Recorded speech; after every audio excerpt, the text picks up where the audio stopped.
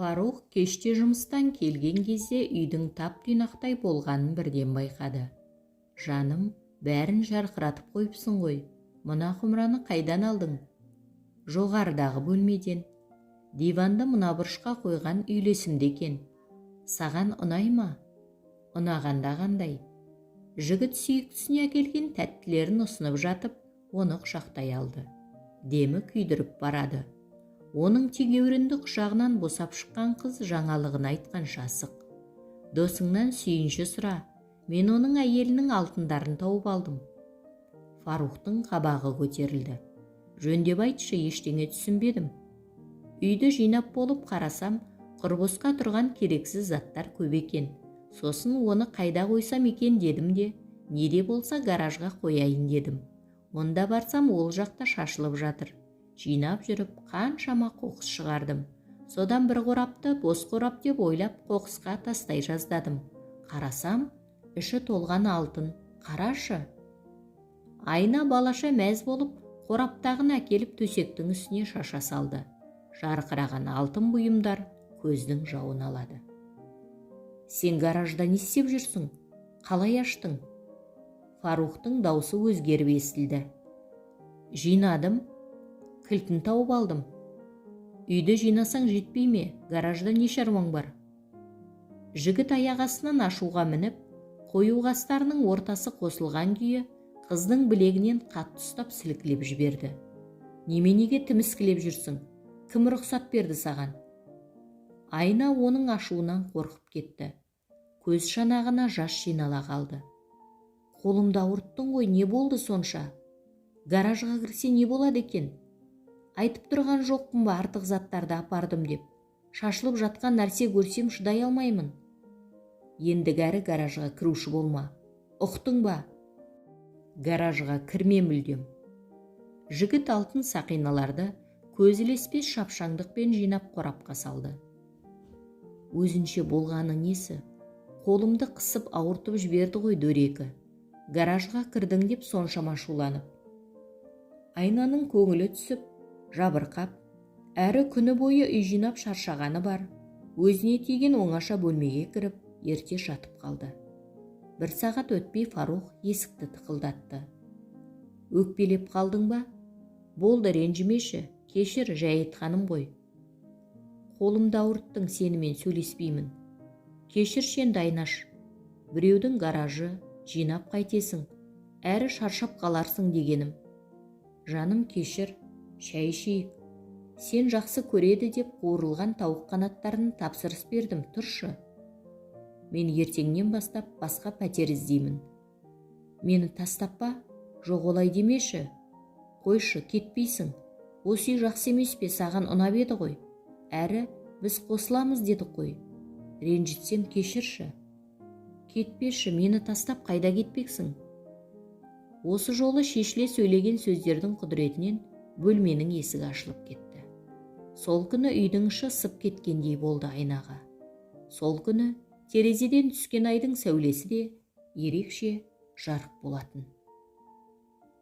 Бір күні кеште жұмыстан келгенде Фарух орнынан тұрмай қойды. Бетін әрі бұрып бүркеніп жатып алған күйі қозғалмады.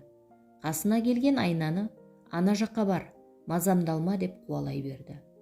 Арада 2 күн өткен кеште Айна төмен қарап тамағын жеп отырған Фарухтың бетінің қатты тырналғанын көріп, қалшиып қатып қалды. 2-3 қатар түскен сызықтың тырнақ ізі екені көрініп тұр. Кей жерінің тыртығы жазыла бастапты. Неменеге қарайсың сонша? Бетіңе не болған? Жай, бір жынды клиент. Тырнаған ба, немене? Ақша бермеу үшін бе? Фарух осы кезде ашуға мінді. Қолындағы қасығын есік жаққа лақтырып жіберді. Бар шана жаққа, есікті сыртынан жауып кет, деген ызбарлы дауыстан Айнаның тұла бойы тоңып кеткендей болды. Одан бері де күндер өтті. Байқайды, бастапқыда емес, қыз бен жігіттің екеуінің де бір-біріне деген алып ұшқан сезімі басалқы тартқандай. Тіпті бұрынғыдай бір-бірін көргенде қуанбайтындай, бір-бірінің қасына жақындауға да ынтықпайтындай. Айнаға қасындағы адам өзі танығанынан бөлек адам сияқты көріне беретін болған ба?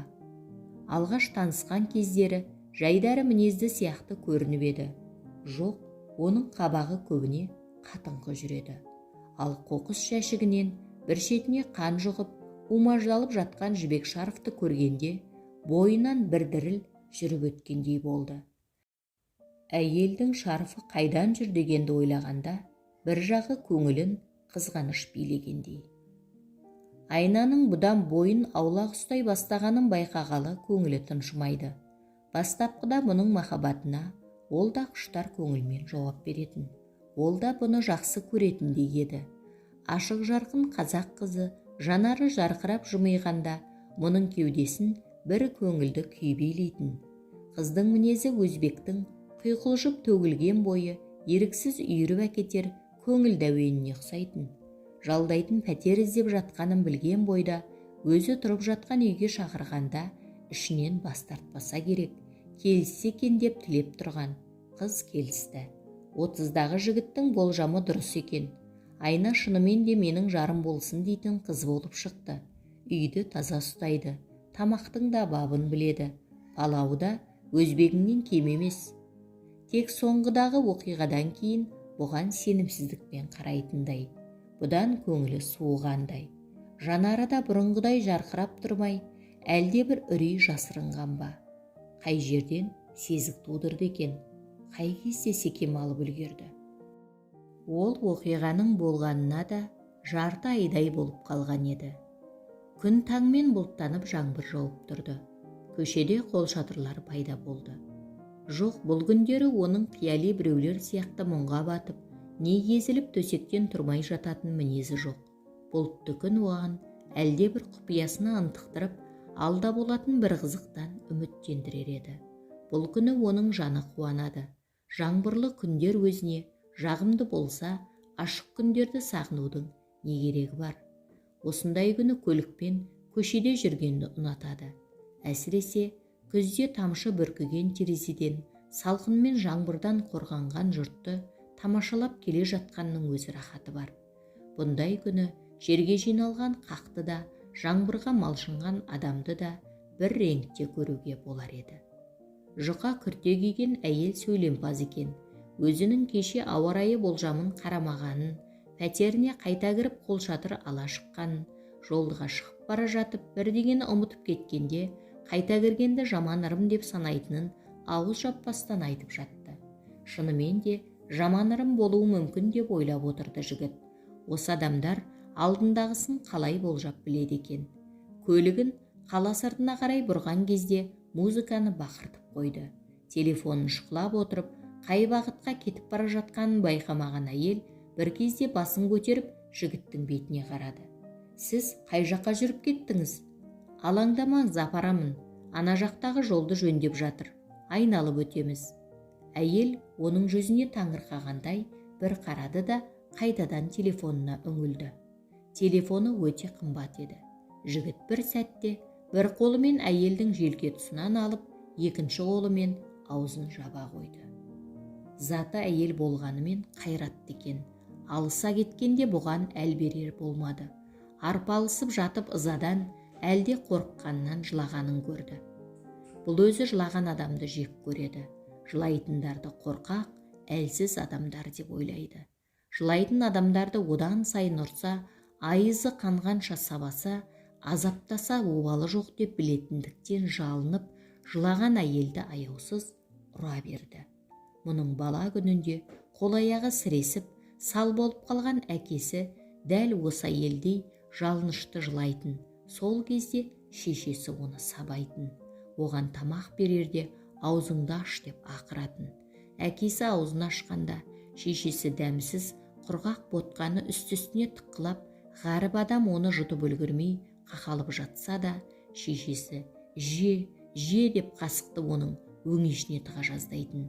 Сол кезде әкесі көзінен жасы парлап, үнсіз жылайтын.